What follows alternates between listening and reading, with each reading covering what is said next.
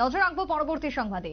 ফের একবার রেল দুর্ঘটনা, তবে অল্পের জন্য রক্ষা পেল তেভাগা এক্সপ্রেস, এমনটাই খবর উঠে আসছে পশ্চিমবঙ্গ থেকে। রেল দুর্ঘটনা সম্পর্কে যেমনটা খবর, বড়সড় দুর্ঘটনার হাত থেকে রক্ষা পেয়েছে ফের একবার তেভাগা এক্সপ্রেস।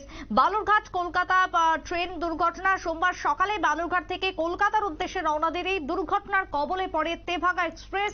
রামপুর স্টেশনে ঢোকার আগে দুর্ঘটনা।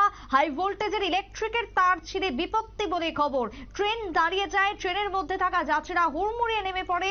ভয়ে কার্যত ততক্ষণে সবার অবস্থা রীতিমতো ভয়ে শঙ্কিত, এমনটাই বক্তব্য উঠে আসছে যাত্রীদের থেকে। তবে কি বক্তব্য উঠে এসেছে সংশ্লিষ্টের পুনরায় এই দুর্ঘটনাকে ঘিরে, শুনুন। দাঁড়িয়ে আছে, কিন্তু কলকাতা যাবো। কতক্ষণ ধরে দাঁড়িয়ে আছে? 6টা থেকে। এখান থেকে তো 6টা 3-এর ট্রেন, সেই জায়গায় আমি 5টা 50 থেকে দাঁড়িয়ে আছি। তিনলাম ট্রেন আসেনি। এখন কটা বাজে? এখন তো দেখতেই পাচ্ছেন 8টা 30, 8টা 25 বাজে। কি শুনছেন, কি হয়েছে? শুনলাম এই যে ইলেকট্রিক যে তারটা ছিল সেটা কানেকশন নেই, কোনোভাবে নষ্ট হয়ে গেছে। ওটা মেরামতির কাজ চলছে, বলেই হয়তো হবে, দেখা যাক কতক্ষণ। কতটা হয়রানির মধ্যে পড়তে হচ্ছে যাত্রীদের? হয়রানি তো অনেককেই পড়তে হচ্ছে, অনেকে অনেক গুরুত্বপূর্ণ কাজে যেতে হবে। তাছাড়া কেউ ট্রিটমেন্টের জন্য যাচ্ছে, কেউ অফিসে ধরবে আজকে সোমবারের দিন, তারা সময় মতো পৌঁছতে পারলো না। অনেকে যারা সম্ভব হলো বাসে চলে গেল, কিন্তু যাদের রিজার্ভেশন আছে কলকাতা যাবে তারা তো বাধ্য। এখন দেখা যাক কখন যাওয়া যায়। কোন ট্রেনের জন্য অপেক্ষা করছেন? তেভাগা এক্সপ্রেস। আপনার নাম? আমার নাম দেবব্রত ভট্টাচার্য। বাড়ি? বাড়ি এখানে রামপুর। দর্শনের সংশ্লিষ্টের অভিযোগ, তেভাগা এক্সপ্রেসের দুর্ঘটনা ঘিরে জানবো বিস্তারিত। টেলিফোন লাইনে রয়েছেন রক্তিম সিদ্ধান্ত। রক্তিম, এই মুহূর্তে যে রেল দুর্ঘটনার খবর উঠে এসছে আজকের সকালের, কি জানতে পারছো, কিভাবে হলো এই দুর্ঘটনা, এখন অবধি খবর কি?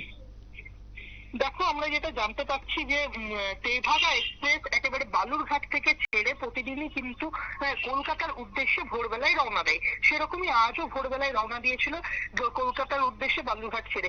এবং কলকাতা আসার সময় তেভাগা এক্সপ্রেস কিন্তু একেবারে দুর্ঘটনার কবলে পড়ে রামপুর স্টেশন সংলগ্ন এলাকায়, অর্থাৎ রামপুর স্টেশন ঢোকার ঠিক আগের মুহূর্তে তেভাগা এক্সপ্রেসের উপরে কিন্তু হাই ভোল্টেজ ইলেকট্রিক তার, অর্থাৎ যে ওভারহেড তারগুলি থাকে ইলেকট্রিক রেলের, সেই রেলের কিন্তু তার ছিঁড়ে যায়।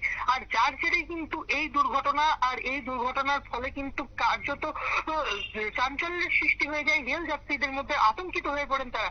যদিও আমরা রেল সূত্রে জানতে পারছি কোন রেল যাত্রী এখনো পর্যন্ত কোনো ঘায়েল হয়নি বা কোনো হতাহতের কোনো খবর মেলেনি।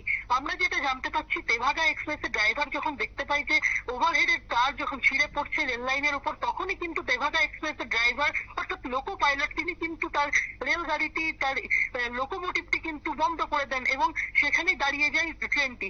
তার খবর পাওয়ার পর কিন্তু ইতিমধ্যেই সেখানে পৌঁছে যায় রেলের যারা উচ্চপদস্থ আধিকারিক থেকে শুরু করে রেলের যে ইলেকট্রিশিয়ানরা রয়েছেন তারা, এবং তারা গিয়ে কার্যত রেলের যে ওভারহেডের তার যেটি ছিঁড়ে পড়েছিল সেটি মেরামতির কাজ শুরু করে।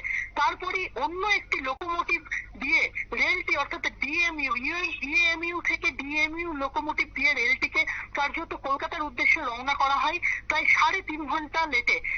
আর যার জেরে কিন্তু কার্যত আমরা যেটা জানতে পারছি, ওই যে রেল যাত্রী যারা ছিলেন, এই এতটা দেরি হয়ে গেল, তার ফলে কিন্তু তারা কিন্তু একেবারে আতঙ্কিত হয়ে পড়েন। আতঙ্কের এবং তাদের মধ্যে একটি ক্ষোভেরও সৃষ্টি হয়। কলকাতা আসার পর কিন্তু অনেকেই তাদের নির্দিষ্ট সময় থেকে অনেকটা লেট হওয়ার কারণে, অনেকটা দেরি হয়ে যাওয়ার কারণে নিজেদের কাজ করতে ব্যর্থ হয়েছে, এমনটা কিন্তু আমরা জানতে পারছি। একেবারে তাই, ধন্যবাদ তোমায় রক্তিম। অর্থাৎ রেলের এই দুর্ঘটনাকে কেন্দ্র করে যদিও সেই জায়গায় বড়সড় কোনো বিপদ ঘটেনি, তবে দীর্ঘ সময় ধরে ট্রেন দাঁড়িয়ে থাকাতে যাত্রীদের চূড়ান্ত সমস্যা হয়ে যায়। দীর্ঘক্ষণ পরে ট্রেন চলাচল স্বাভাবিক হয়। প্রায় 3.5 ঘন্টা পর ইঞ্জিন নিয়ে এসে কলকাতার উদ্দেশ্যে রওনা হয় তেভাগা এক্সপ্রেস। দেরি হওয়ার ফলে যাত্রীদের মধ্যে ক্ষোভের সৃষ্টি হয়েছে। তবে যে কারণে তার ছিঁড়ে গেছে তা ইতিমধ্যে খতিয়ে দেখছে রেলের আধিকারিকরা। তবে বারবার এই দুর্ঘটনা, বারবার বিপত্তি, তা নিয়ে ফের প্রশ্ন রেল যাত্রীদের মধ্যে। ছোট্ট বিরতির পর ফিরবো, সঙ্গে থাকুন।